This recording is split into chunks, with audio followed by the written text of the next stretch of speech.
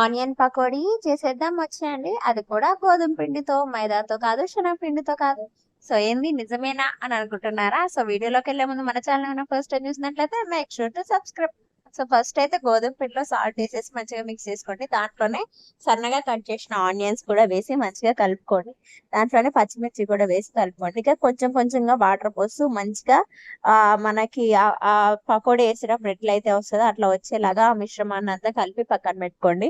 తర్వాత oil heat అవ్వనియండి. మంచిగా heat అయిపోయిన తర్వాత ఈ మిశ్రమాన్ని అంతా ఇట్లా పకోడీ లాగా వేసేసి గోల్డెన్ కలర్ వచ్చే వరకు దాంట్లో ఫ్రై అవ్వనిచ్చి తీసి టిష్యూ పేపర్ పైన వేసుకుంటే ఆయిల్ అంతా దిగిపోతుంది. లేకపోతే నార్మల్ పేపర్ పైన అయినా వేసుకోవచ్చు.